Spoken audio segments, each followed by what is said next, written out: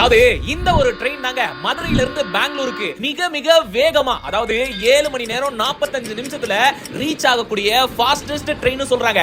அதுதான் வந்தே பாரத் மதுரை டு பெங்களூர். நம்ம மதுரையில கரெக்டா காலையில 5:15 கிளம்பி பெங்களூருக்கு 1 மணிக்கெல்லாம் கிட்டத்தட்ட 7 மணி நேரம் 45 நிமிஷத்துல மிக வேகமா போய் சேருது.